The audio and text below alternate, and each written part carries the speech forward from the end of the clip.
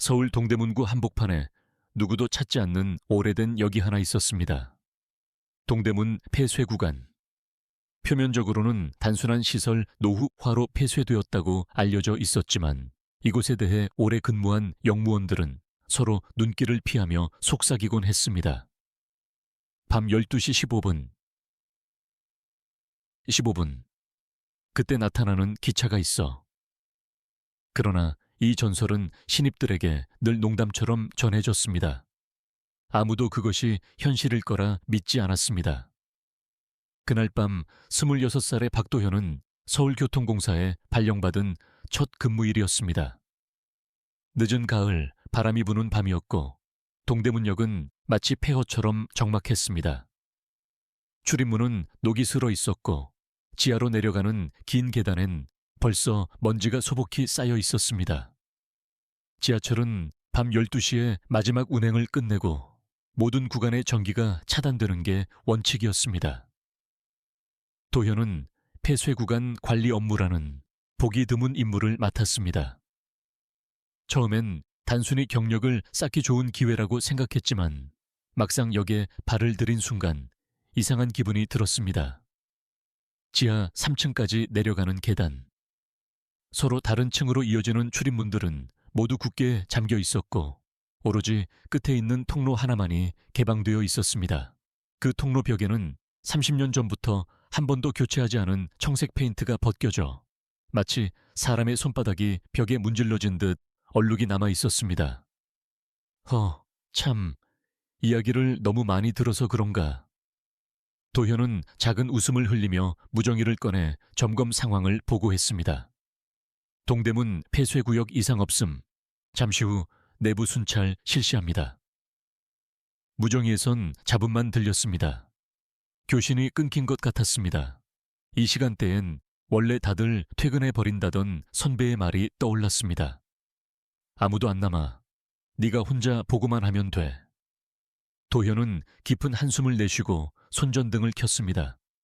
어두운 복도를 천천히 걸었습니다. 복도의 끝에는 터널이 있었습니다.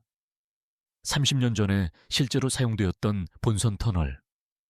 터널은 벽돌로 아치형 천장이 만들어져 있었고 벽 곳곳에 빛바랜 표지판이 남아 있었습니다. 안전 제일, 출입 금지, 그리고 작은 빨간 글씨로 누군가 장난처럼 적어놓은 문장. 여기서 나가지 못한 자들. 그 순간 가슴이 쿵 하고 내려앉았습니다. 그 문장을 읽고 나니 숨이 막히듯 답답했습니다. 도현은 손전등 불빛을 한 번 더 조절하며 주변을 살폈습니다. 폐쇄된 터널이었으니 당연히 아무것도 없어야 했습니다. 그러나 불빛이 왼쪽 벽면을 스칠 때 그곳엔 희미하게 뭔가 젖어 있는 자국이 보였습니다. 마치 오래된 기차 바퀴가 다 지나간 흔적처럼. 이게 아직도 남아있나? 그때였습니다. 끼익. 터널 저편에서 금속이 긁히는 소리가 들려왔습니다. 도현은 순간 귀를 의심했습니다. 정말 작은 소리였지만 그것은 분명히 철이 철을 긁는 소리였습니다. 서서히 다가오는 듯 일정한 간격으로 반복됐습니다. 끼익, 끼익. 마치 바퀴가 회전하며 선로를 긁는 소리. 심장이 빠르게 뛰기 시작했습니다. 본부 교신 요청합니다. 터널 내 이상음 발생. 여전히 아무 대답이 없었습니다. 숨을 고르려 했지만 손전등을 쥔 손이 미세하게 떨렸습니다. 아니야, 기계 결함일 거야. 그때 시야 끝에서 무언가 빛났습니다. 터널 깊은 어둠 속 두 개의 작은 빛. 도현은 손전등을 내리고 두 눈으로 확인했습니다. 맞았습니다. 차량의 전조등. 그것은 분명히 꺼진 열차에만 달린 구형 백열등이었습니다. 말도 안 돼. 도현은 한 발짝 뒤로 물러났습니다. 하지만 전조등은 점점 더 밝아졌고 그와 동시에 금속음이 커졌습니다. 끼익, 쿵, 끼익. 마치 아주 오래된 열차가 브레이크를 걸며 다가오는 것 같았습니다. 그때 손에 쥔 무정이에서 잡음이 퍼졌습니다. 가지마, 돌아와. 무정이 너머에서 노인의 목소리 같은 쉰 음성이 중첩되어 울렸습니다. 누구세요? 응답해 주세요. 아무 대답이 없었습니다. 전조등은 이제 터널 입구에 거의 도착했습니다. 눈부신 빛에 손을 들어 눈을 가렸습니다. 그리고 그 빛 뒤로 열차의 실루엣이 보였습니다. 녹슨 금속판과 깨진 유리창, 그 틈새로 희미한 그림자가 수십 개 앉아 있는 모습이 드러났습니다. 그 순간 도현은 깨달았습니다. 그들은 살아있는 사람이 아니었습니다. 도현은 그 자리에서 꼼짝도 할 수 없었습니다. 숨이 막히는 공포가 목을 조르는 듯 했습니다. 어깨에 소름이 돋고 차가운 땀이 목덜미를 타고 흘렀습니다. 빛에 눈이 익자 그는 더 분명하게 그 열차를 보게 되었습니다. 열차는 구형 전동차로 서울교통공사가 1980년대 후반까지 운행하던 모델이었습니다. 문제는 그 모델이 이미 30년 전에 폐차되었다는 점이었습니다. 이럴 리가 없어. 기차의 표면은 마치 누군가 못으로 긁은 것처럼 움푹 파였고 군데군데 붉게 녹이 스며 있었습니다. 차량 번호판이 선로 조명을 받아 빛났습니다. 518. 그 번호를 보는 순간 머릿속이 얼어붙었습니다. 528. 도현이 기록실에서 봤던 사고 열차의 번호였습니다. 그렇다면 지금 이건 진짜? 열차는 그를 향해 더 가까이 다가왔습니다. 기차의 전조등이 바로 눈앞을 비추자 그 안에 앉아있던 그림자들이 하나둘씩 얼굴을 들어 올렸습니다. 하얗게 질린 얼굴, 텅 빈 눈구멍, 입겐 어딘가 모르게 미소 비슷한 경련이 일었습니다. 그리고 동시에 모두의 입이 열렸습니다. 같이 터널 벽에 목소리가 메아리처럼 부딪혔습니다. 도현은 온몸이 굳어버린 채로 숨을 몰아쉬었습니다. 그 순간 맨 앞좌석에 앉은 한 인형이 천천히 몸을 일으켰습니다. 덜컹. 차량이 멈추었습니다. 철문이 스르르 옆으로 열렸습니다. 철문 너머 발이 닳아 헤어진 흰 신발이 보였습니다. 그 발은 작은 소리로 선로에 내려섰습니다. 그리고 그 발은 기괴하게도 선로 위에서 움직였습니다.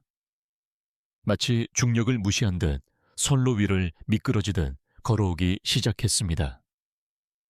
도현은 눈을 질끈 감았습니다. 이건 꿈일 거야, 악몽일 뿐이야. 하지만 눈을 뜬 순간 그 그림자가 3미터 앞까지 다가와 있었습니다.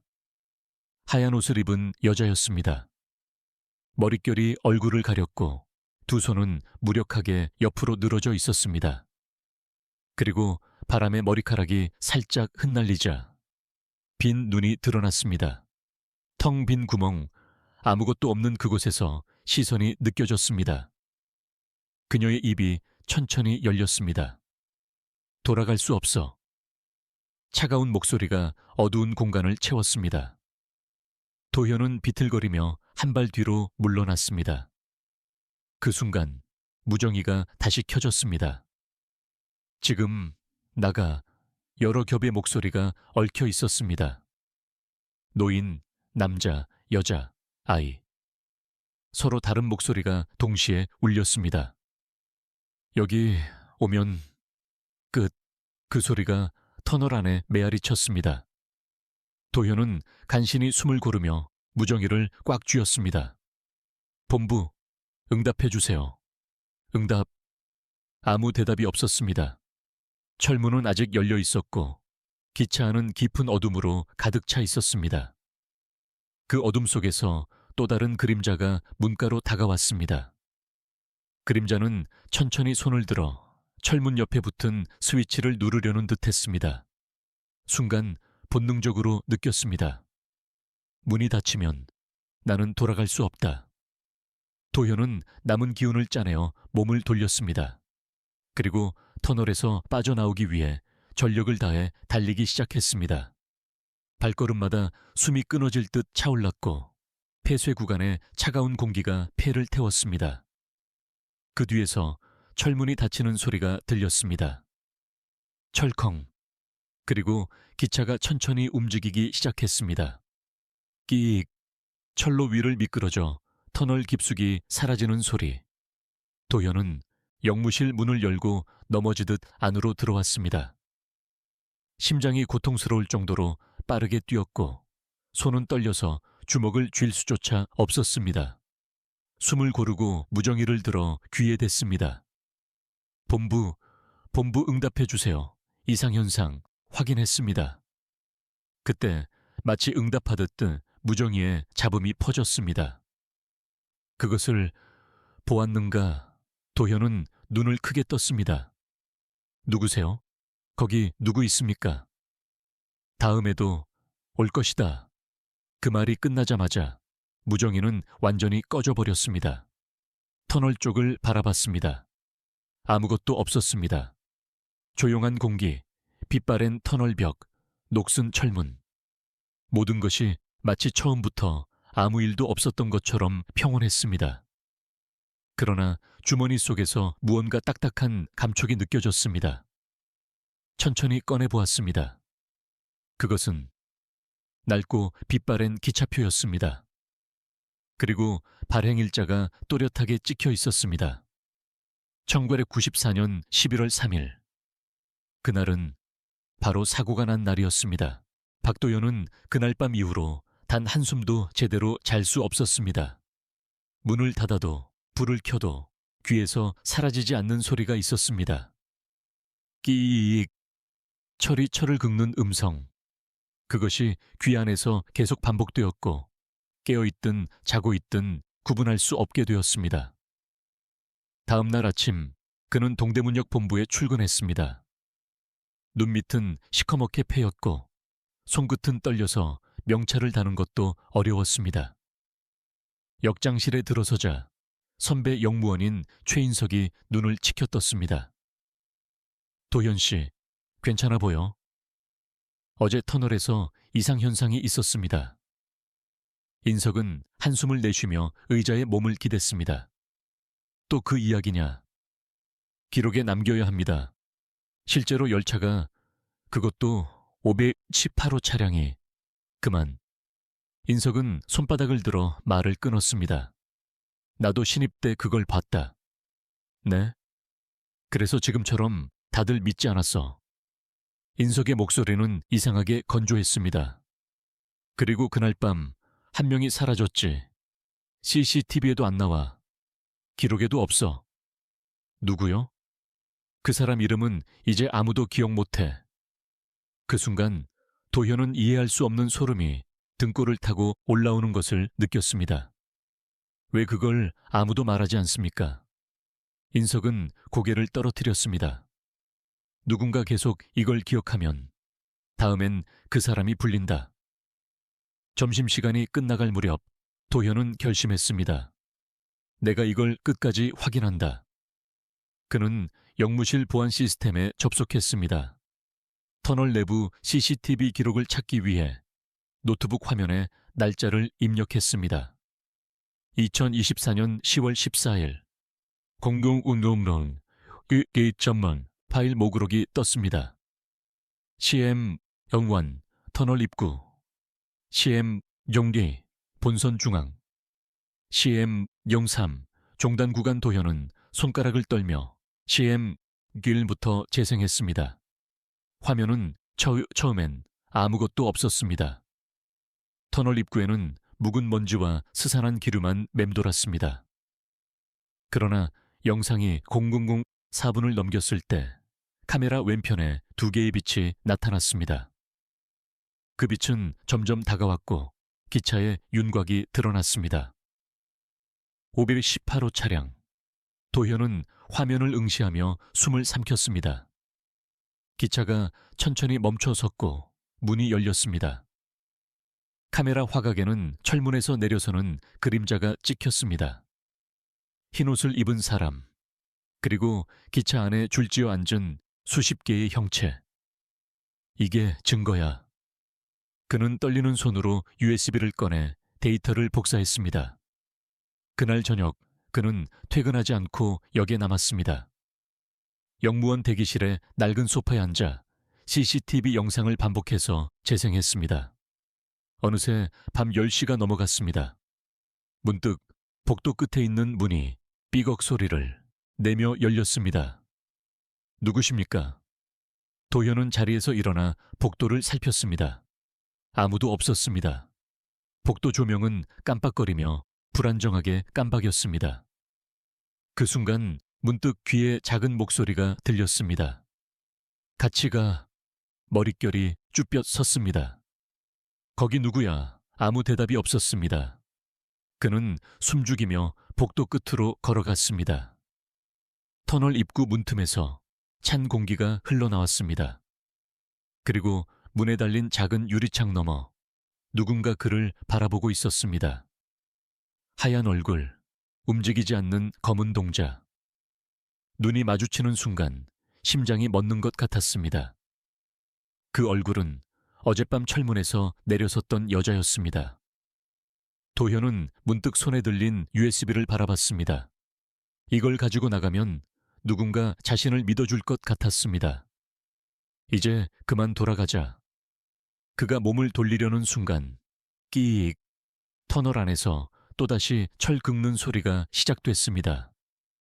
그 순간 발이 움직이지 않았습니다. 발목까지 얼어붙는 듯한 감각. 차가운 바람이 스쳐가며 귀에 숨소리가 닿았습니다. 돌아갈 수 없어 몸이 부르르 떨렸습니다. 그 음성은 여자의 것이 아니었습니다.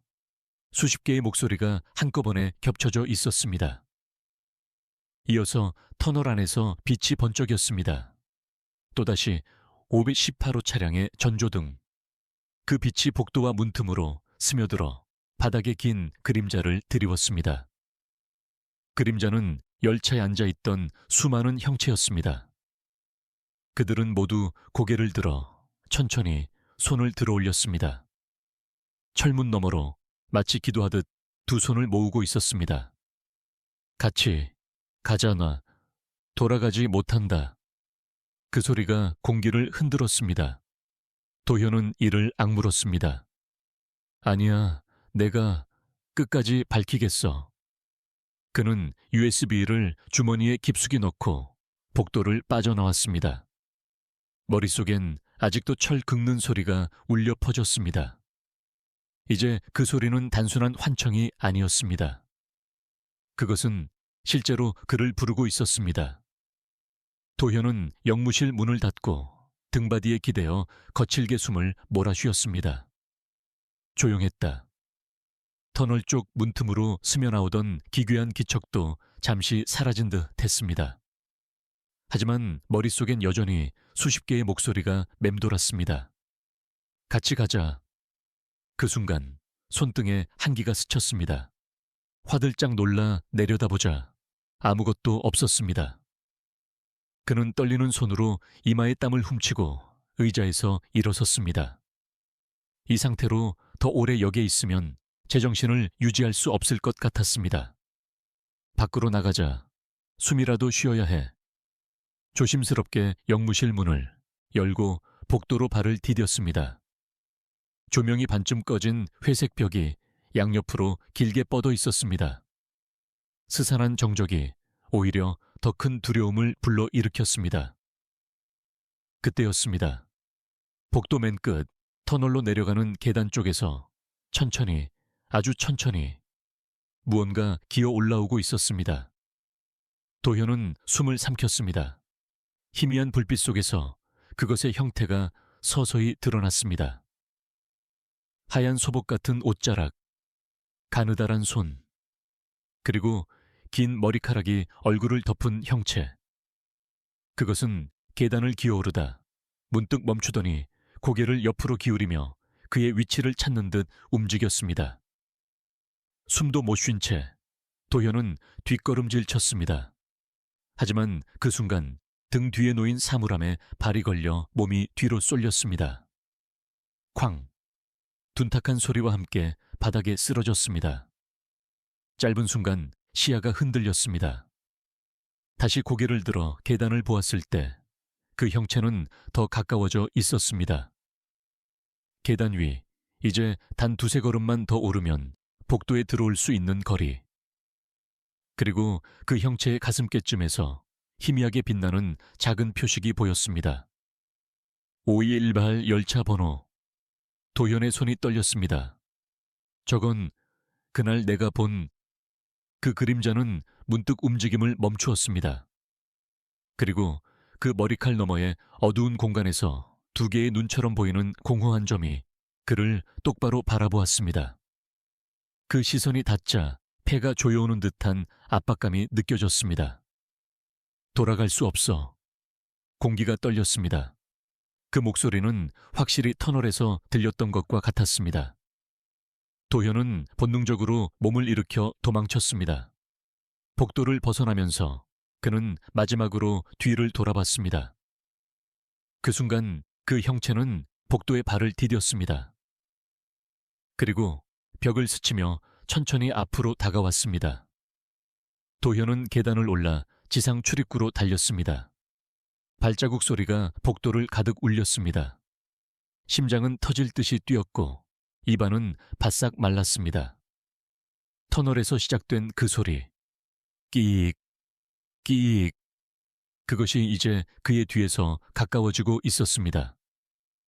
출입문이 보이자 그는 마지막 힘을 짜내 문고리를 움켜쥐었습니다.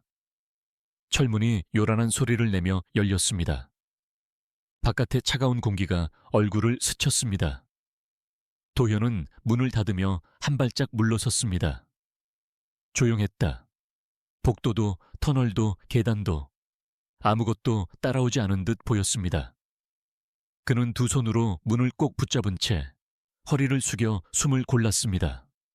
그때 등 뒤에서 목소리가 들렸습니다. 무슨 일이야? 깜짝 놀라 고개를 들자 역장 최인석이 지상 복도에 서 있었습니다. 인석 선배, 무슨 꼴이야? 얼굴이 하얗게 질렸잖아. 터널에서 또 봤어요. 뭘 봤는데? 그 열차, 그리고 사람이. 인석의 얼굴에서 미묘한 감정이 스쳤습니다. 동정인지 두려움인지 분간할 수 없었습니다. 그래, 다들 처음엔 그렇게 시작돼. 처음엔 이제부터 네가 뭘 하든 그걸 떨쳐낼 수 없을 거야. 그 말이 이상하게 진지했습니다. 잠시 침묵이 흘렀습니다. 복도 끝에서 누군가 출근해 오는 소리가 들렸습니다. 인석은 작게 한숨을 내쉬었습니다. 이제 들어가서 CCTV 다시 보자. 보신 적 있습니까? 선배도. 인석은 시선을 피하며 대답하지 않았습니다. 그 표정이 더 큰 공포로 다가왔습니다. 영무실에 돌아오자 도현은 USB를 꺼냈습니다. 컴퓨터에 꽂고 영상 파일을 재생했습니다. 터널 카메라의 화면에 그 열차가 또렷하게 찍혀 있었습니다. 하루 차량. 문이 열리고 하얀 옷을 입은 승객들이 앉아있는 모습. 인석은 모니터를 한참 바라보다 입술을 달싹였습니다. 그래, 나도 봤었어. 왜 아무도 믿지 않습니까? 그걸 믿으면 내 삶이 달라지거든. 달라지다니요. 인석은 자리에서 일어나 창문 쪽으로 걸어갔습니다. 내가 신입이던 해에도 이걸 증거로 남기려 한 동료가 있었어. 그리고요. 그 사람은 어느 날 그냥 사라졌어. 사라졌다니? 집에도 회사에도 없었어. CCTV에는 마지막으로 터널에 들어가는 모습만 찍혔지. 그 이후로 그 사람 이름은 서류 어디에도 안 남았어. 인석의 목소리가 낮아졌습니다. 누군가는 그걸 망령의 증명이라고 불렀어. 순간 컴퓨터 스피커에서 잡음이 일었습니다. 지지지지직.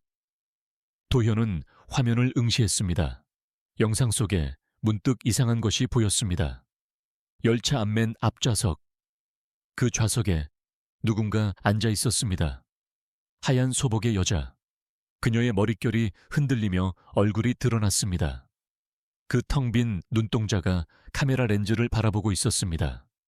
그리고 아주 분명하게 입술이 움직였습니다. 같이 가자. 그날 이후 도현은 더 이상 예전의 자신이 아니었습니다. 처음엔 단순한 피로라고 생각했습니다. 밤마다 이어지는 야간 근무, 터널에서 본 환영, 기묘한 CCTV 영상. 하지만 시간이 지날수록 그의 일상은 서서히 금이 가기 시작했습니다. 그 주 금요일 밤, 도현은 퇴근해 자취방에 도착했습니다. 새벽 1시, 모든 것이 고요했습니다. 낡은 빌라의 벽지는 습기에 젖어 군데군데 얼룩이 번져 있었습니다. 도현은 서랍에 넣어둔 그 기차표를 꺼내 바라봤습니다. 1994년 11월 3일. 그 날짜는 계속 머릿속을 맴돌았습니다. 사고가 난 날, 그리고 그날 이후로 나시 2명의 승객이 흔적도 없이 사라졌다는 기사. 그 사람들은 지금도 그곳에 갇혀 있는 걸까? 그는 한숨을 내쉬고 기차표를 다시 봉투에 넣었습니다. 하지만 봉투를 서랍에 넣으려던 순간 문득 이상한 느낌이 스쳤습니다. 봉투 안에서 무언가 움직이는 듯한 촉감. 손끝에 차갑고 매끄러운 감촉이 스쳤습니다. 뭐지? 조심스럽게 봉투를 다시 열어 안을 살폈습니다. 기차표 아래 작은 종이 조각이 하나 더 들어 있었습니다. 그건 마치 누군가 급하게 찢어낸 메모였습니다. 돌아갈 수 없다. 그 글자가 또렷하게 쓰여 있었습니다. 심장이 쿵 하고 내려앉았습니다. 이건 언제부터 들어 있었지? 그 순간 휴대폰 화면이 켜지며 알람이 울렸습니다. 1호 알람. 설정한 적 없는 알람이었습니다. 그 시간은 바로 그 열차가 나타나는 시간과 같았습니다. 그날 밤 도현은 악몽을 꾸었습니다. 자신은 다시 터널에 서 있었습니다. 길고 어두운 철로 위. 먼저 철로 끝에서 희미한 빛이 나타났습니다. 끼익. 철이 긁히는 소리. 열차가 모습을 드러냈습니다. 이번엔 기차가 멈추지 않고 그대로 그를 통과해 지나갔습니다. 그 순간 기차 안이 또렷하게 보였습니다. 빈자리에 앉은 수십 명의 승객들. 그들은 모두 고개를 떨군 채 몸이 경련처럼 떨렸습니다. 그리고 그의 앞에 앉아있던 여자. 하얀 소복, 검은 긴 머리. 그녀는 고개를 들어 천천히 눈을 마주쳤습니다. 텅 빈 눈. 그리고 입술이 움직였습니다. 같이 그 순간 시야가 뒤틀리며 모든 것이 검게 변했습니다. 같이 목소리가 바로 귀 옆에서 들렸습니다. 도현은 비명을 지르며 잠에서 깨어났습니다. 숨이 가빠 폐가 타들어가는 것 같았습니다. 방 안은 어두웠고 창문 틈새로 들어온 가로등 불빛만이 희미하게 번졌습니다. 그때 책상 위에 놓인 봉투가 스르르 움직였습니다. 바람도 없는데 봉투가 저절로 뒤집히더니 기차표가 바닥에 떨어졌습니다. 기차표 뒷면엔 또 다른 글자가 적혀 있었습니다. 돌아오지 마. 그날 아침 도현은 더 이상 혼자 이걸 감당할 수 없다고 생각했습니다. 그는 다시 역으로 향했습니다. 복도 끝에 있는 방, 보안 자료 보관실. 문을 열자 낡은 서류철이 빼곡히 꽂혀 있었습니다. 먼지 냄새가 코를 찔렀습니다. 도현은 철제 서랍에서 오래된 사건 파일을 찾았습니다.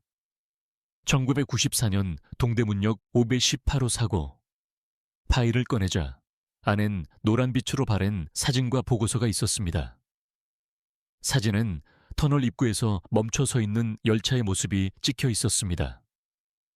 문제는 그 열차가 공식 보고서에선 발견되지 않았다고 기록되어 있다는 점이었습니다. 그러나 누군가는 분명히 사진을 찍었습니다. 보고서 말미에 빨간 잉크로 쓰인 짧은 메모. 이 열차를 보는 순간 당신의 시간도 거기에 머문다. 그 글자를 읽는 순간 도현은 머리가 어질어질했습니다. 손에 든 종이가 흔들리듯 떨렸습니다. 그때 복도에서 인기척이 들렸습니다. 도현 씨. 깜짝 놀라 고개를 들자 역장 최인석이 문께 서 있었습니다. 선배, 이제 그만해. 무슨 말씀이세요? 그걸 계속 파고들면 벗어날 수 없게 돼. 선배도 본 거죠. 인석의 얼굴이 굳었습니다. 봤다. 왜 아무도 이걸 막으려 하지 않습니까? 인석은 긴 한숨을 내쉬었습니다. 그냥 버티는 수밖에 없다. 왜요? 너도 곧 알게 될 거야. 인석은 고개를 떨군 채 그대로 복도를 떠났습니다. 그날 밤 도현은 다시 역에 남았습니다. 이제 어떤 공포든 피하지 않겠다고 마음먹었습니다. 복도 끝에 선로로 내려가는 문을 바라보았습니다. 조용했다. 그 순간 주머니에서 진동이 울렸습니다. 휴대폰 화면에 표시된 발신번호. 발신자 없음. 망설이다가 통화 버튼을 눌렀습니다. 여보세요. 쉼없이 잡음이 이어졌습니다. 그 잡음 사이에서 희미하게 목소리가 섞여 있었습니다. 같이 심장이 내려앉았습니다. 누구냐고. 같이 와. 그 순간 문득 터널에서 바람이 불어왔습니다. 차가운 기류가 복도를 가득 메웠습니다. 손에 들린 휴대폰이 저절로 꺼졌습니다. 그리고 터널 문틈으로 전조등의 빛이 스며들기 시작했습니다. 도현은 휴대폰을 내려놓고 터널 쪽을 응시했습니다. 숨소리가 깊어지고 가슴이 차갑게 식었습니다. 손전등을 켜려 했지만 전원이 들어오지 않았습니다. 복도 조명이 번쩍이며 깜박거렸습니다. 어딘가에서 또다시 금속이 긁히는 소리가 들려왔습니다. 끼익. 그 소리가 바로 문 너머에서 시작되고 있었습니다. 그 순간 귀에 낯선 목소리가 들려왔습니다. 돌아오지 마. 문틈 사이로 하얀 손가락이 하나하나 기어 나왔습니다. 그 손가락들은 문틀에 매달린 채 마치 문을 열려놓은 듯 천천히 움직였습니다. 그만해. 도현은 떨리는 목소리로 중얼거렸습니다. 하지만 손가락은 점점 더 많은 수로 늘어났습니다. 길고 가느다란 죽은 사람의 손. 손가락 끝엔 검게 말라붙은 핏자국이 얼룩져 있었습니다. 도현은 몸을 돌려 복도 끝으로 달리기 시작했습니다. 발소리가 둔탁하게 울렸습니다. 그가 영무실에 도착해 문을 닫자 모든 소리가 순식간에 멎었습니다. 심장이 요동쳤습니다. 미쳤어. 나 지금 뭘 보고 있는 거지? 그는 책상에 놓아둔 USB를 바라봤습니다. 이것만 있으면. 그 순간 컴퓨터 모니터가 저절로 켜졌습니다. 화면이 켜지더니 어제 열었던 CCTV 영상이 다시 재생되었습니다. 열차가 터널로 들어오는 장면. 문이 열리고 하얀 옷의 승객들이 앉아 있었습니다. 그중 한 사람이 천천히 고개를 들었습니다.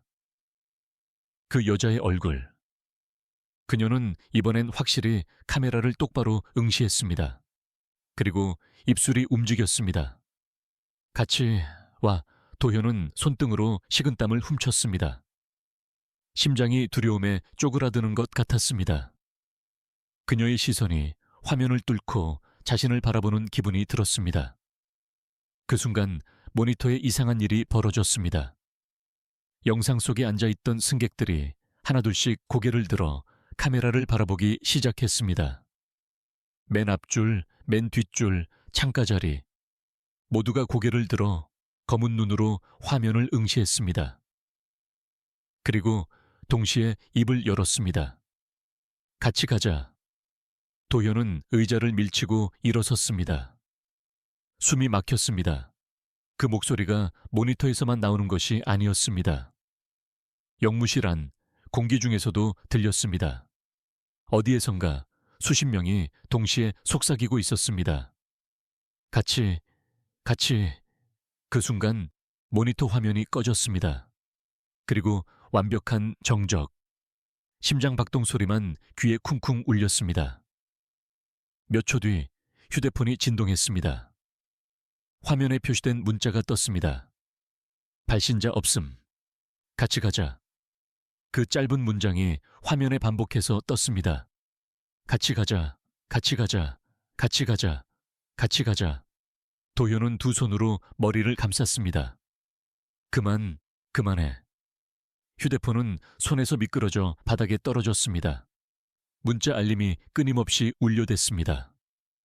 그때 복도 쪽에서 발소리가 났습니다. 천천히, 그러나 일정하게. 누군가 혹은 무엇인가가 영무실 쪽으로 다가오고 있었습니다. 도현은 숨을 죽인 채 문틈을 살폈습니다. 복도 조명이 깜박거리며 그림자를 흔들었습니다. 그리고 문 앞에 검은 그림자가 서 있었습니다. 문손잡이가 천천히 돌아갔습니다. 끼익. 도현은 의자를 문 앞에 밀어두고 뒷걸음질 쳤습니다. 문이 조금 열렸습니다. 문틈 너머 다시 그 얼굴이 보였습니다. 텅 빈 눈동자. 그녀의 입이 벌어졌습니다. 돌아갈 수 없어. 그 순간 바닥에 떨어진 휴대폰 화면이 깜빡이며 켜졌습니다. 이번엔 카메라가 자동으로 작동해 문 쪽을 비추고 있었습니다. 휴대폰 화면에 찍힌 장면. 문틈에 서 있는 하얀 형체. 그리고 그 형체의 뒤에 수십 개의 그림자가 줄지어 복도를 가득 메우고 있었습니다. 모두 고개를 떨군 채 문 쪽으로 서 있었습니다. 휴대폰 화면이 떨리듯 흔들렸습니다. 영상 속에서 그 형체가 천천히 손을 뻗었습니다. 휴대폰 화면에 글자가 나타났습니다. 같이. 갑자기 문이 쾅 하고 크게 흔들렸습니다. 의자가 튕겨나가 벽에 부딪혔습니다. 손잡이가 빠르게 돌아가더니 문이 반쯤 열렸습니다. 차가운 공기가 쏟아져 들어왔습니다. 도현은 더 이상 머뭇거릴 수 없었습니다. USB를 움켜쥐고 영무실 문을 박차고 달렸습니다. 복도에 들어서자 공기가 무겁게 내려앉았습니다. 수십 개의 검은 그림자가 그의 양옆벽에 비쳐 흔들렸습니다. 발걸음을 옮길 때마다 바닥이 얼어붙은 듯 미끄러웠습니다. 그는 숨이 끊어질 듯 달려 계단을 올라갔습니다. 복도 끝 출입구. 거기서 문득 멈췄습니다. 계단 위 문 앞에 한 사람이 서 있었습니다. 하얀 옷, 긴 머리. 그녀였습니다. 눈을 감은 채 두 손을 앞으로 뻗었습니다. 같이. 그 목소리가 공간을 진동시켰습니다. 같이 가자. 그 순간 계단 양옆벽에서 또 다른 손들이 천천히 기어 나왔습니다. 도현은 이를 악물었습니다. 싫어. 절대 안 가. 그리고 문득 주머니 속 USB가 미세하게 진동하는 듯한 기분이 들었습니다. 그것이 마지막 남은 증거였습니다. 그 증거만이라도 지키면 누군가는 이 모든 걸 믿어줄 거라고 생각했습니다. 숨을 고르고 그는 마지막 힘을 짜내 계단을 뛰어올랐습니다. 손이 문고리를 움켜쥐는 순간 등 뒤에서 수십 개의 목소리가 동시에 외쳤습니다. 같이 가자. 그 소리에 귓속이 울렸습니다. 문을 밀어 열자 찬 공기가 얼굴을 때렸습니다. 밖은 새벽이었다. 도현은 문을 닫으며 두 손으로 얼굴을 감쌌습니다. 숨이 끊어질 것 같았습니다. 눈을 떴을 때 모든 것이 조용해 있었습니다. 하얀 옷의 형체도 검은 그림자도 아무것도 남아있지 않았습니다. 하지만 귀 안에서 아직도 그 속삭임이 울리고 있었습니다. 같이 가자. 도현은 출입문을 닫고 문 앞에 등을 기댄 채 거칠게 숨을 몰아쉬었습니다. 식은땀이 목을 타고 흘렀고 심장은 아픈 듯 요동쳤습니다. 아무 소리도 들리지 않았습니다. 아무도 쫓아오지 않는 것 같았습니다. 하지만 귓속에는 여전히 그 목소리가 맴돌았습니다. 같이 그는 떨리는 손으로 주머니를 더듬어 USB를 다시 꺼냈습니다. 은색 케이스 표면이 차갑게 식어 있었습니다. 이 작은 장치가 그가 가진 유일한 증거였습니다. 이걸 누군가에게 보여주면 믿어줄까? 조심스럽게 고개를 들어 역 입구를 바라봤습니다. 벽에 붙은 시계는 새벽 3시를 가리키고 있었습니다. 지난 몇 시간은 너무 길었습니다. 마치 터널에 있었던 시간이 현실의 시간과 어긋난 것처럼 느껴졌습니다. 숨을 고르려 애쓰던 그 순간, 문득 발밑에서 무언가 딱딱한 것이 발에 걸렸습니다. 도현은 몸을 숙여 손전등 불빛을 비췄습니다. 그것은 종이였습니다. 한 장의 오래된 기차표. 그는 조심스럽게 주워들었습니다. 빛바랜 종이, 낡은 폰트. 승차권, 1994년 11월 3일. 그 날짜가 또렷하게 새겨져 있었습니다.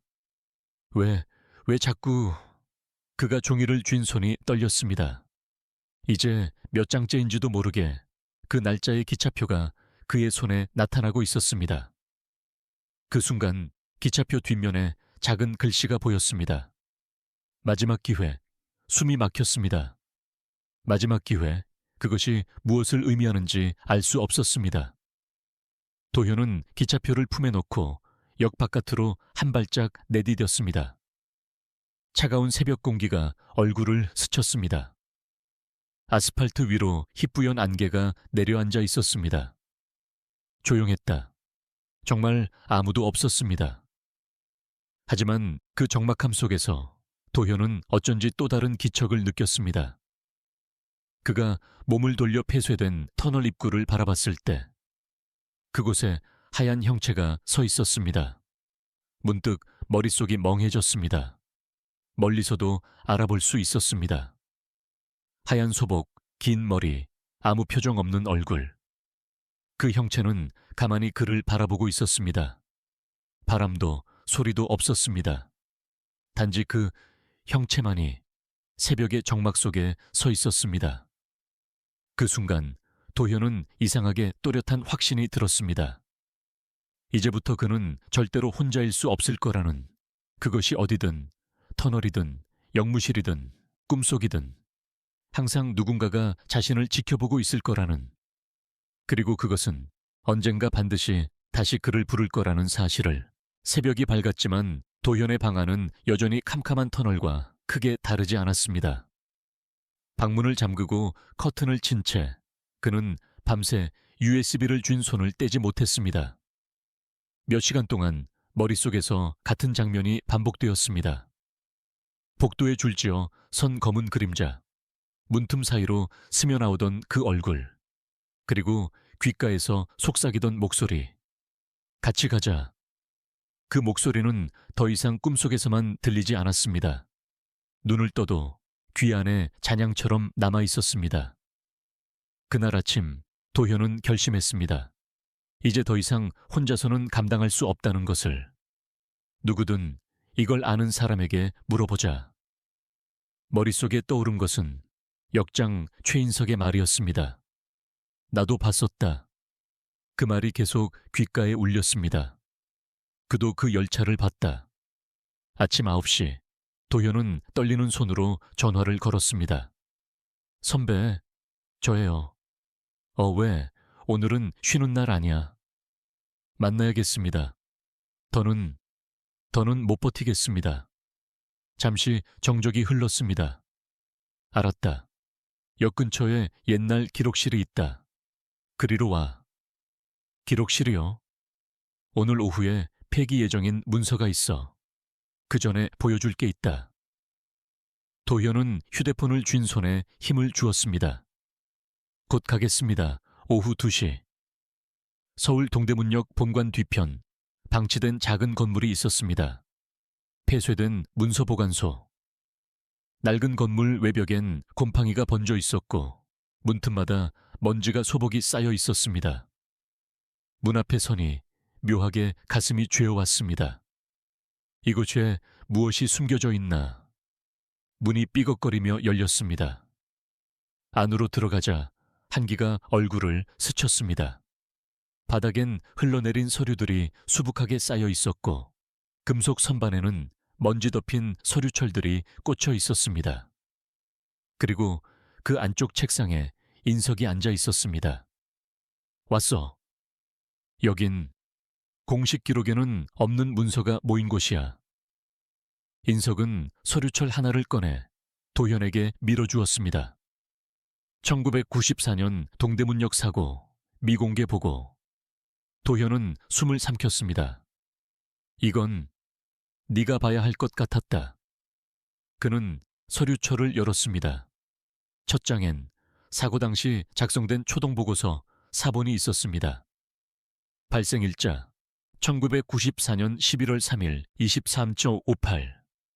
사고 개요 열차 500A8호 터널 내 급제동 후 통신 두절.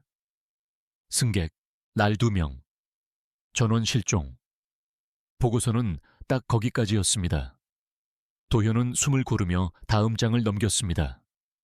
그 다음에는 공문서가 아니라 손으로 쓴 메모장이 들어 있었습니다. 페이지 위쪽에 붉은 볼펜으로 적힌 문구. 본 기록은 공식 보고서에 포함되지 않는다. 그 밑에는 짧은 문장이 이어졌습니다. 사고 다음 날 수색팀이 터널에 진입했다. 그러나 오베리 18호 차량은 선로에서 사라진 상태였다. 단, 터널 안에는 승객들의 소지품이 일렬로 놓여 있었다. 모두 깨끗하게 선로 위에. 도현은 손끝이 서늘해지는 것을 느꼈습니다. 열차가 사라졌다. 인석이 고개를 끄덕였습니다. 그래, 그리고 그때도 목격자가 있었다. 누구입니까? 인석은 긴 한숨을 내쉬었습니다. 내 선배였다. 지금은 없어. 짧은 대답이었습니다. 그날 이후 똑같은 걸 봤다고 말하더니 어느 날 사라졌어. 사라졌다고요? 기록에도 주소에도 어디에도 없더라. 도현은 손에 쥔 종이를 바라봤습니다. 종이에 남은 잉크 자국이 마치 선로 위에 줄지어 선 사람들 같았습니다. 그는 다시 페이지를 넘겼습니다. 한 장 또 한 장. 서류의 끝에는 낡은 사진이 하나 붙어 있었습니다. 사진 속에는 터널이 어둡게 찍혀 있었습니다. 그리고 그 터널 한가운데 녹슨 열차가 정차해 있었습니다. 518.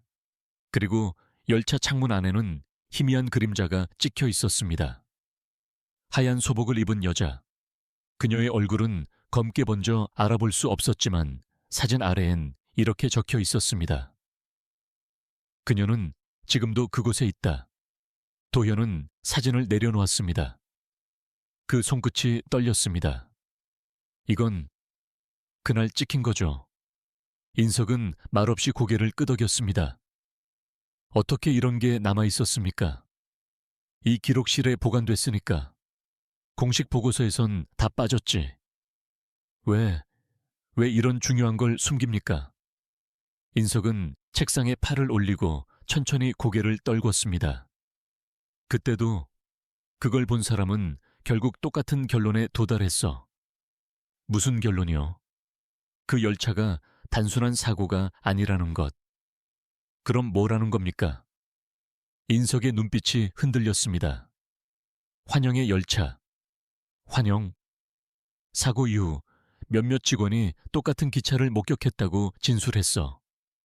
그리고요? 그 사람들은 결국 다 사라졌어. 도현은 깊게 숨을 들이마셨습니다. 공기가 묘하게 차갑게 느껴졌습니다.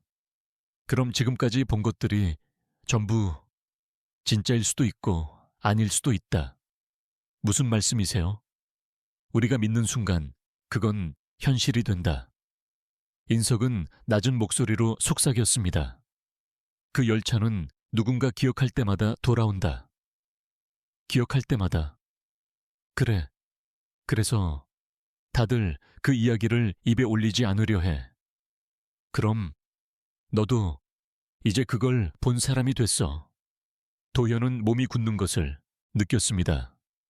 이제 어떻게 해야 합니까? 모른 척 하는 수밖에 없다. 모른 척 생각하지 마. 말하지 마. 기억하지 마. 그게 가능합니까? 인석은 오래 침묵했습니다. 아니, 그 순간 문득 보관소 조명이 한 번 깜박였습니다. 두 사람은 동시에 시선을 들었습니다. 형광등이 탁탁 소리를 내며 전멸했습니다. 전기 문제인가?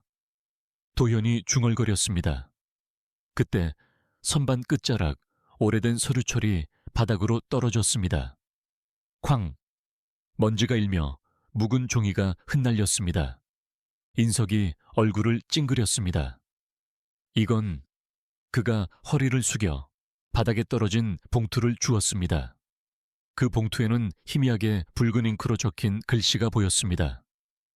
참고 자료. 음성 기록. 음성 기록? 인석이 입술을 달싹였습니다. 이건 나도 처음 본다. 도현은 본능적으로 등골이 서늘해지는 것을 느꼈습니다. 들어봐야 합니다. 위험할 수도 있어. 알아요. 인석은 잠시 눈을 감았다 뜨더니 봉투를 열었습니다. 그 안에는 카세트 테이프 하나가 들어 있었습니다. 검은색 케이스, 오래된 레이블.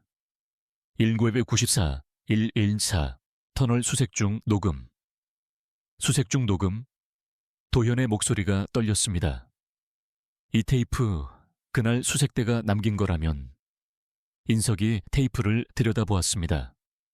그 안에 뭔가 답이 있을 수도 있다. 틀어보시죠.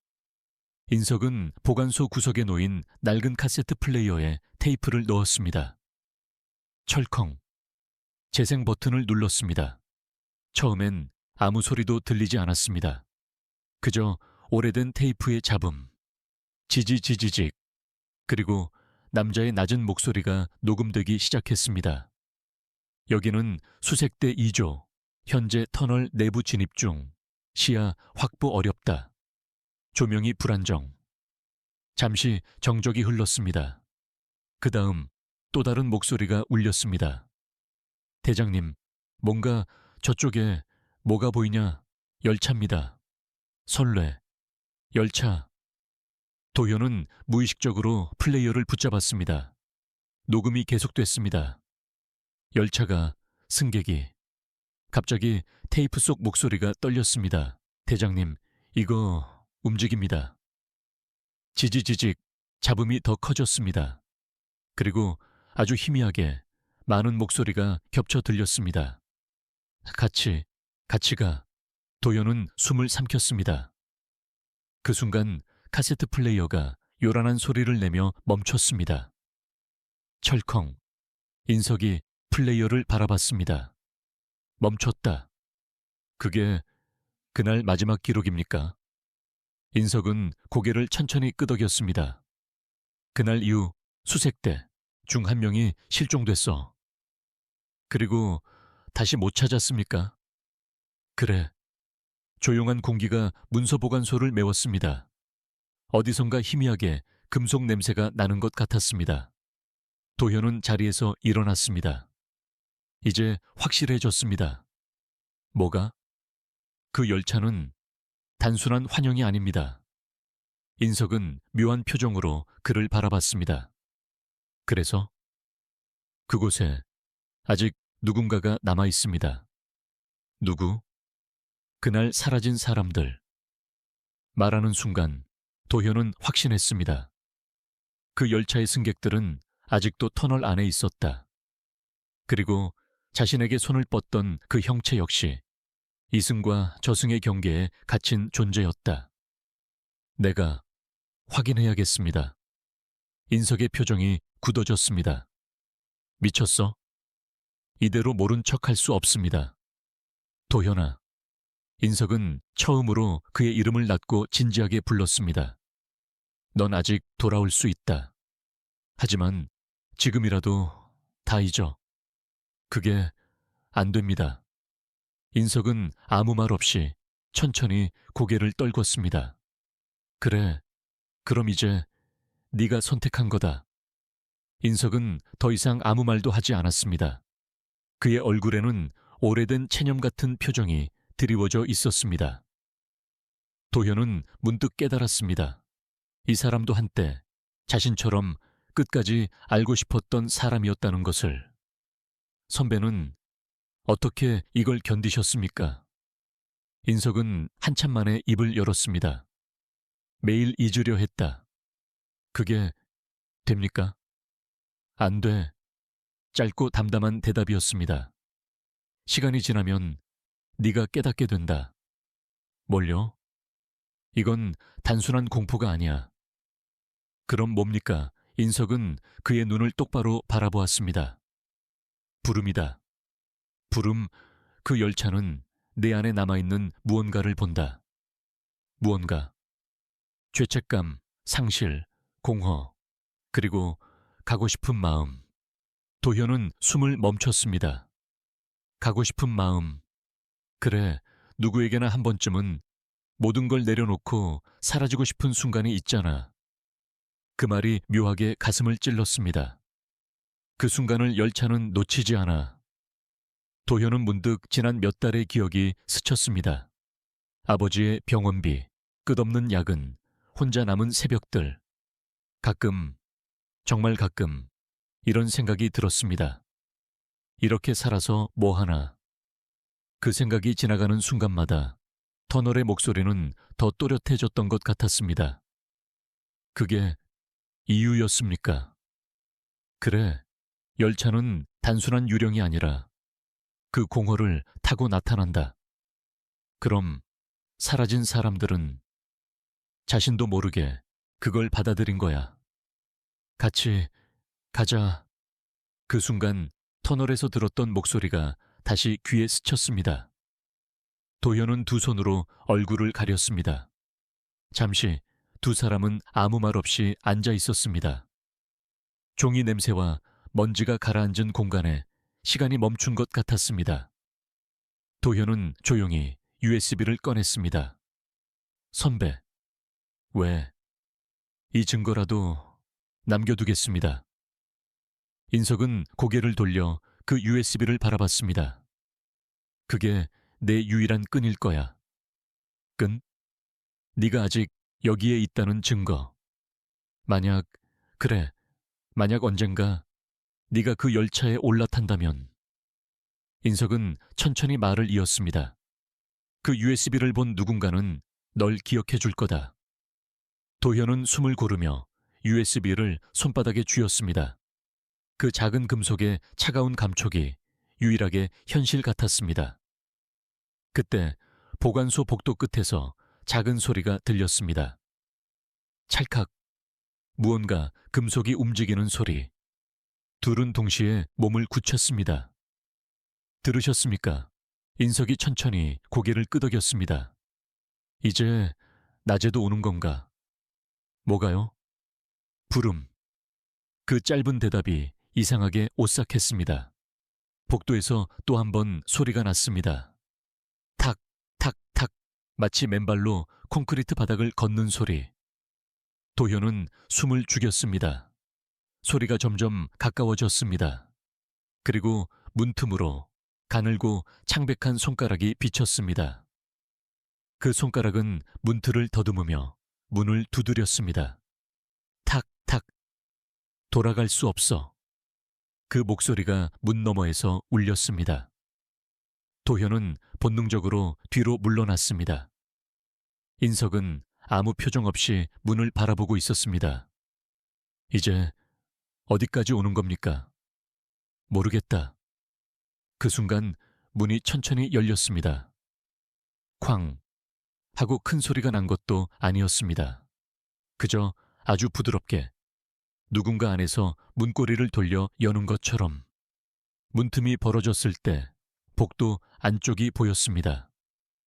그곳에 하얀 소복의 형체가 서 있었습니다. 긴 머리카락이 고개를 숙인 얼굴을 가리고 있었습니다. 그 형체가 천천히 고개를 들었습니다. 텅 빈 눈. 그녀의 입이 움직였습니다. 같이 숨이 막혔습니다. 가자. 그 순간 바닥에 놓인 카세트 테이프가 흔들렸습니다. 탁, 탁. 그리고 카세트 플레이어가 저절로 다시 재생되었습니다. 지지지지직 잡음이 흐른 뒤 테이프 속에서 똑같은 목소리가 울렸습니다. 같이 가. 도연은 두 손으로 귀를 막았습니다. 하지만 소리는 점점 더 가까워졌습니다. 머릿속에서 울리는 것 같았습니다. 텅 빈 터널. 껻바. 끝에서 다가오는 발소리. 기차가 멈출 때 울리던 그 금소금. 그 모든 소리가 한꺼번에 그의 의식을 잠식했습니다. 그때 인석이 천천히 말했다. 기억해라. 뭐려? 너는 아직 여기에 있다는 걸.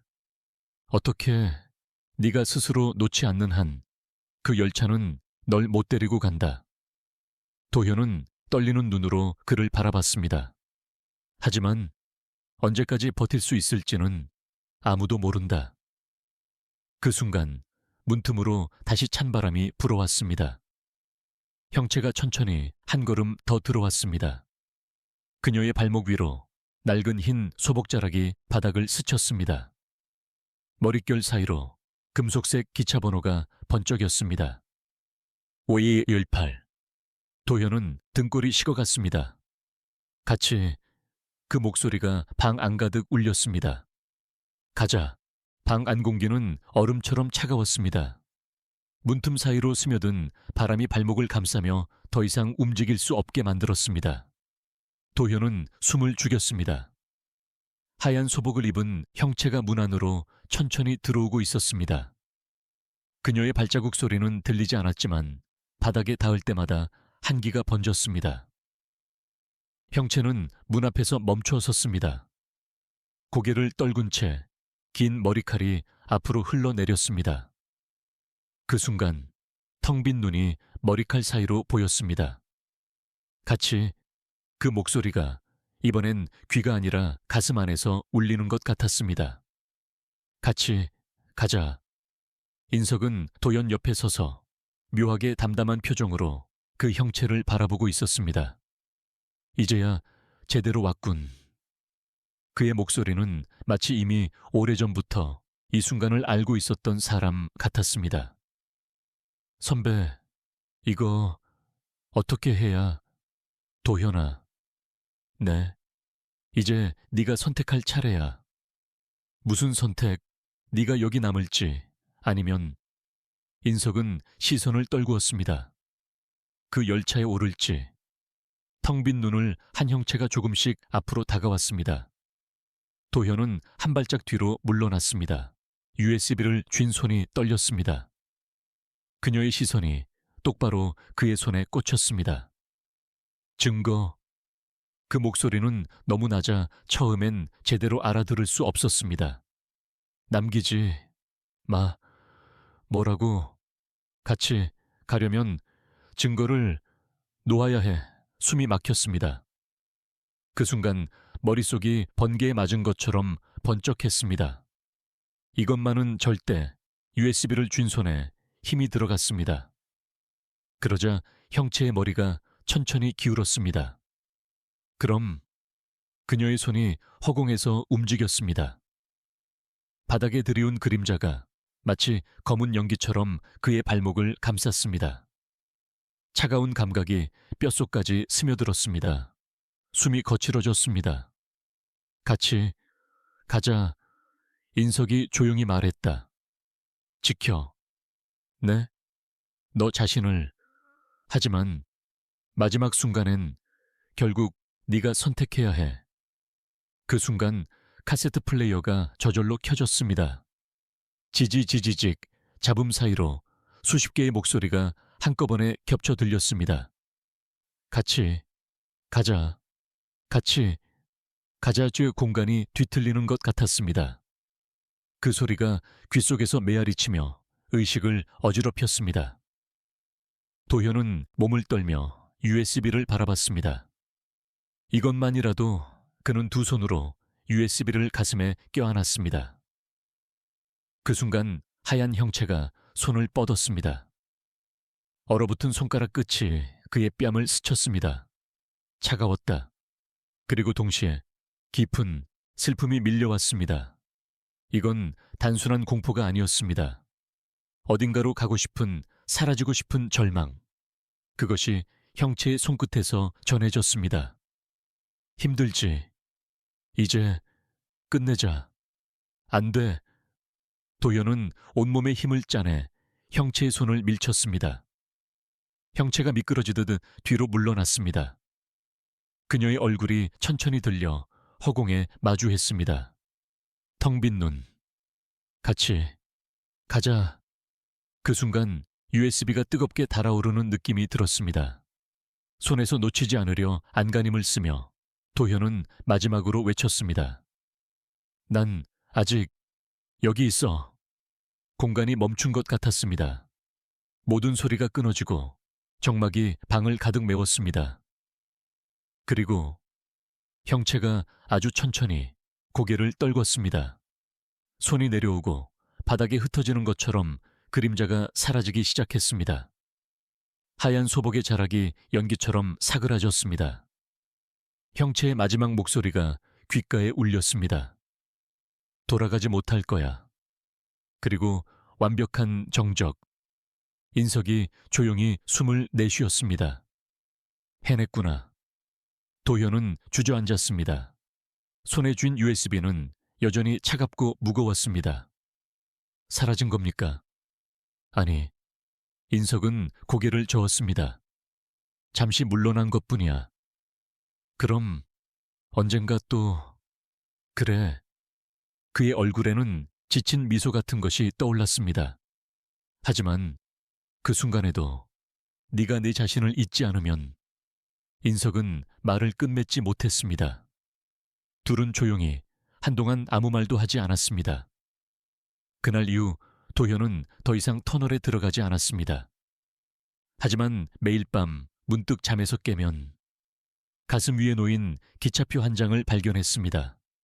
언제나 같은 날짜. 1994년 11월 3일. 그리고 그 뒷면에는 늘 같은 글자가 쓰여 있었습니다. 그날 밤도 마찬가지였습니다. 그는 무심히 책상 위에 기차표를 쳐다보다가 문득 한 가지 깨달음을 얻었습니다. 도망칠 수 없다면 끝까지 확인하자. 오래전부터 마음 한구석에 남아있던 의문. 왜 오베이 185 열차가 그를 부르는지, 왜 그날 그들이 사라졌는지. 도현은 USB를 조심스럽게 손에 쥐었습니다. 이것이 그가 가진 마지막 끈이자 유일한 증거였습니다. 만약 내가 사라진다면 이걸 누군가는 볼 거야. 그는 스스로에게 다짐했습니다. 그리고 옷을 걸쳐 입었습니다. 새벽 2시 서울 동대문역으로 향하는 그의 걸음은 느렸습니다. 그러나 멈추지는 않았습니다. 역에 도착했을 때 출입문은 잠겨 있었습니다. 하지만 도현은 알고 있었습니다. 직원 출입용 비상키가 어디 숨겨져 있는지.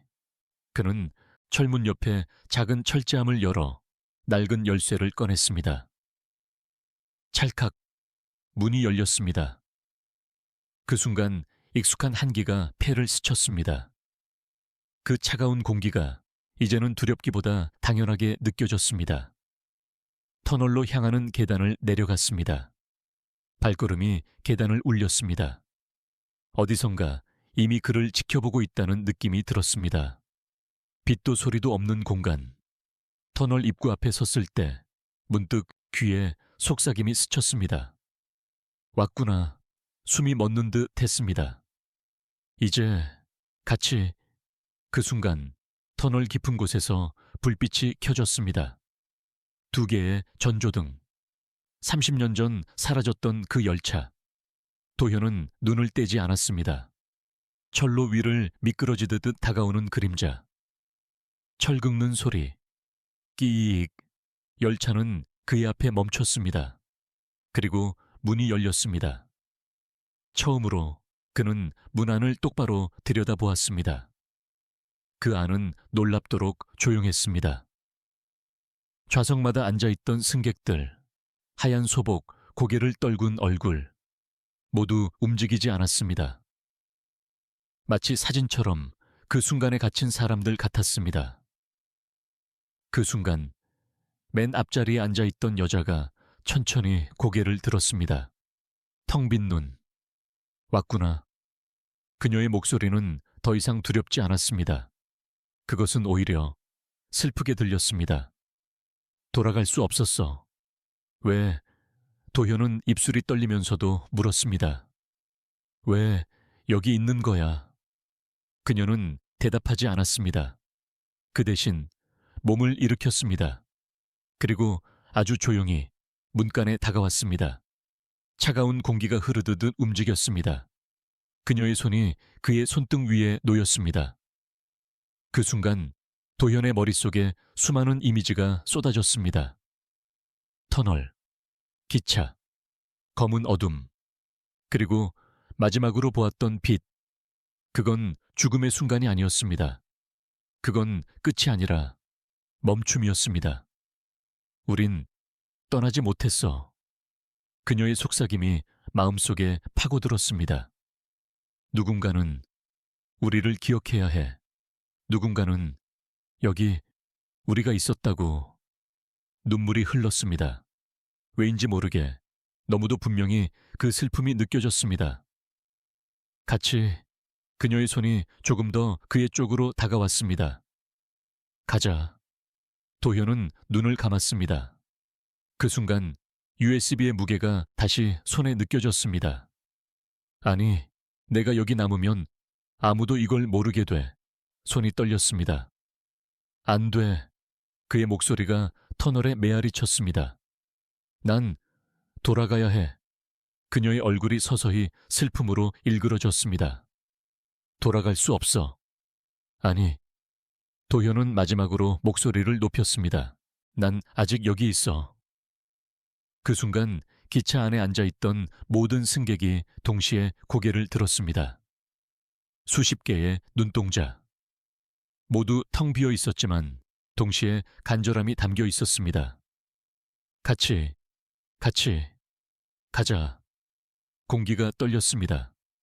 발밑에서부터 무언가 차가운 기운이 올라왔습니다. 도현은 이를 악물었습니다. 손에 쥔 USB를 높이 들어 보였습니다. 이게 목이 메었습니다. 이게 내가 살아있다는 증거야. 그 순간 기차 안의 승객들이 일제히 일어나기 시작했습니다. 발소리는 없었습니다. 그저 그림자가 움직이듯 일어나 문 쪽으로 다가왔습니다. 도현은 한 발 물러섰습니다. 그만. 목소리가 떨렸습니다. 그만. 이제 돌아가. 하지만 아무도 멈추지 않았습니다. 형체들이 문 앞에 다다랐습니다. 그녀가 마지막으로 말했다. 너도 곧 알게 돼. 뭘? 돌아갈 수 없다는 걸. 그 순간 철문이 천천히 닫히기 시작했습니다. 끼익! 도현은 본능적으로 뛰어들었습니다. 그리고 문턱에 걸쳐진 몸으로 마지막으로 기차 안을 바라봤습니다. 그녀가 그의 얼굴을 조용히 바라보고 있었습니다. 같이 문이 닫혔습니다. 문이 닫히는 순간 모든 빛이 꺼졌습니다. 완벽한 암흑, 숨소리조차 들리지 않는 공간. 도현은 문에 등을 대고 눈을 질끈 감았습니다. 손에 쥔 USB의 차가운 감각이 유일한 현실 같았습니다. 그러나 곧 느꼈습니다. 기차가 움직이고 있다는 것을. 몸이 미세하게 흔들렸습니다. 선로 위를 달리는 진동이 발바닥을 타고 올라왔습니다. 아니야.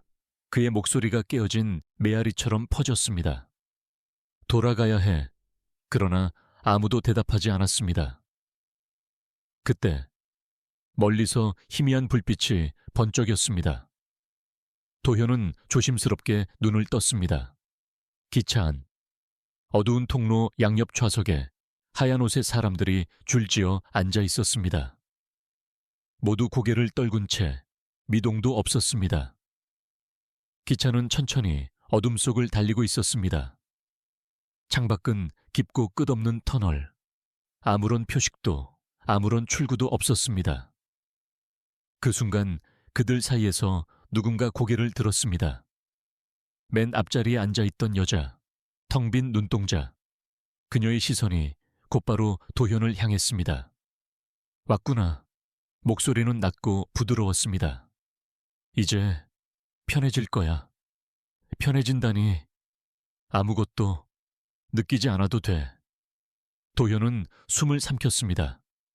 그 말에 묘하게 흔들리는 자신을 느꼈습니다. 그래, 이 모든 공포와 외로움에서 벗어날 수 있다면. 순간 손에 쥔 USB가 무겁게 느껴졌습니다. 아니, 이걸 놓으면 다 끝난다. 여자가 천천히 일어났습니다. 그리고 조용히 다가왔습니다.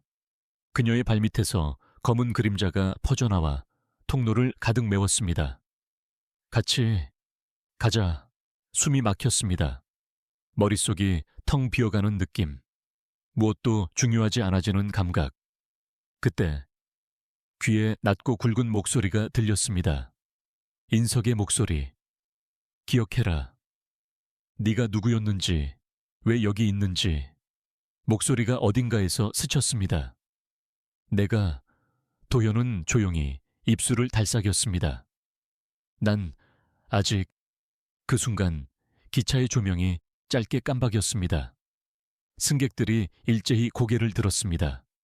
수십 개의 텅 빈 눈이 그를 바라봤습니다. 같이 가자. 손에 쥔 USB가 뜨겁게 달아올랐습니다. 안 돼.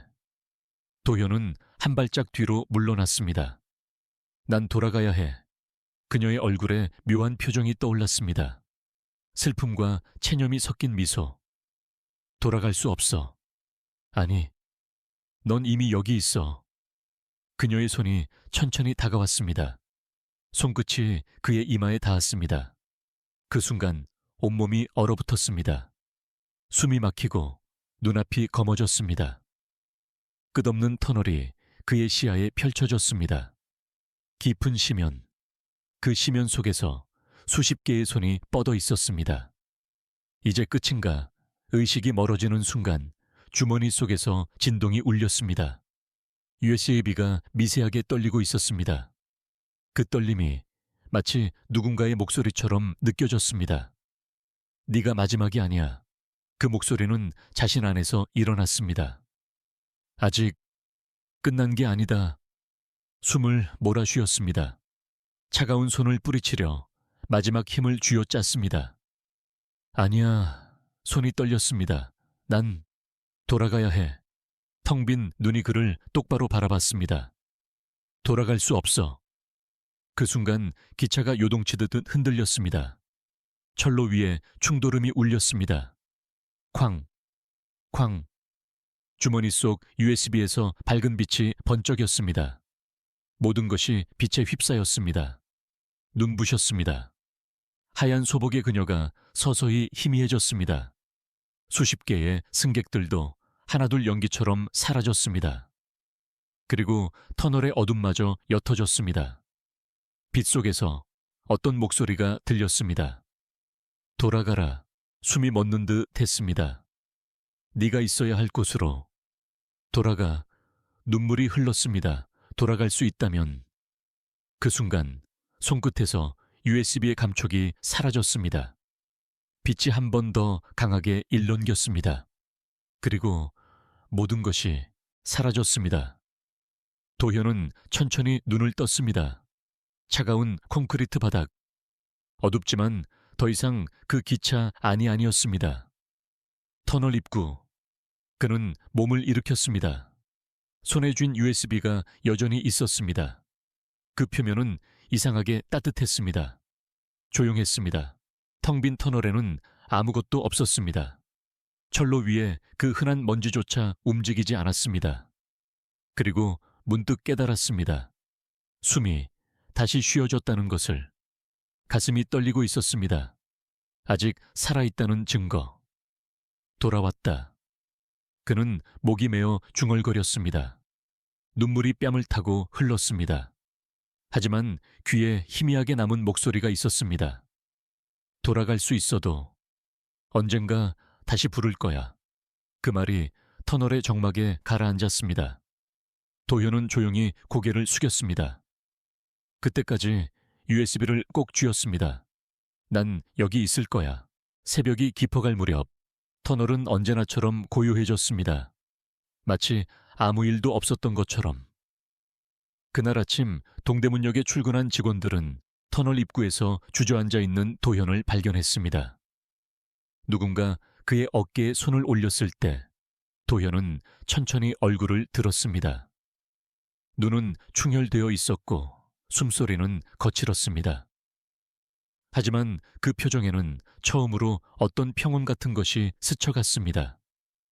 그가 손에 쥔 USB를 내려다보았습니다. 금속 표면은 이상하게 따뜻했습니다. 이 작은 장치 안에 담긴 기록이 이제 그를 증명할 마지막 끈이라는 걸 알고 있었습니다. 이제 더 이상 아무도 믿어주지 않을지라도 그 자신만은 그 열차를 봤다는 걸 부정할 수 없었습니다. 며칠 뒤 도현은 사직서를 냈습니다. 모두가 이유를 물었지만 그는 대답하지 않았습니다. 인석은 그저 짧게 말했다. 잘했다. 그 말에 도현은 묘하게 울컥하는 마음이 들었습니다. 사람들은 도현이 미쳤다고 수군거렸습니다. 밤마다 터널에 홀린 사람, 없는 기차를 봤다고 하는 사람, 정신이 이상해졌다고 말하는 사람. 하지만 아무도 그가 본 것을 직접 보지 않았습니다. 아무도 그 어둠에 귀를 기울이지 않았습니다. 그해 겨울, 그는 여전히 매일 같은 꿈을 꾸었습니다. 어두운 터널, 깊은 심연, 그리고 서서히 다가오는 전조등의 빛. 언제나 똑같은 목소리가 들렸습니다. 같이 가자. 그 소리에 깨면 눈물로 베개가 젖어 있었습니다. 그리고 책상 위에는 언제나 그 기차표 한 장이 놓여 있었습니다. 1964년 11월 3일. 마치 잊지 말라는 듯이 어느 날 그는 조용히 USB를 손에 쥐고 역 근처로 향했습니다. 그날 이후 처음으로 터널 앞에 섰습니다. 문은 굳게 닫혀 있었지만 그 너머에서 여전히 기척이 느껴졌습니다. 그는 조용히 문에 손바닥을 대었습니다. 차가운 금속의 감촉, 숨을 고르고 낮은 목소리로 말했다. 미안합니다. 그리고 이제 그만 부르세요. 그 말이 터널 안으로 스며들어 사라졌습니다. 대답은 없었습니다. 대신 오랫동안 봉인된 공기가 조금 더 차갑게 스며나왔을 뿐이었습니다. 그날 밤, 처음으로 그는 꿈을 꾸지 않았습니다. 깊은 잠에 빠져 어두운 터널도 하얀 소복의 형체도 나타나지 않았습니다. 아침이 되어 눈을 뜨자 책상 위에는 아무것도 없었습니다. 기차표도 메모도 그 모든 흔적이 사라진 것처럼 깨끗했습니다. 도현은 한참 동안 그 자리에 앉아 있었습니다. 그리고 조용히 혼잣말을 했습니다. 끝난 걸까? 대답은 없었습니다. 하지만 이번에는 이상하게도 그 공허함이 두렵지 않았습니다. 몇 달이 흐른 뒤 동대문역의 오래된 기록실은 폐쇄되었습니다. 그 문서들은 모두 폐기되었고 터널은 영구 봉쇄되었습니다. 하지만 어떤 이야기는 폐기할 수도 잊을 수도 없었습니다. 그 열차에 남은 사람들, 그들의 마지막 목소리, 같이 가자. 그 부름은 아마도 지금도 누군가의 꿈속에 머물고 있을지 모릅니다. 그날 이후 도현은 더 이상 터널에 가지 않았습니다. 하지만 매년 11월 3일이 되면 그는 늘 같은 자리에서 기도를 올렸습니다. 부디 그곳에 남은 이들이 언젠가 편히 쉴 수 있기를. 그게 그가 할 수 있는 유일한 일이었습니다. 이 이야기는 단순한 괴담이 아닙니다. 가장 두려운 것은 어쩌면 귀신이 아니라 우리 마음속에 놓여있는 사라지고 싶은 충동일지도 모릅니다. 그리고 가장 중요한 것은 아무리 어두운 터널에 갇혀도 우리가 아직 여기 있다고 스스로를 붙잡는 용기입니다.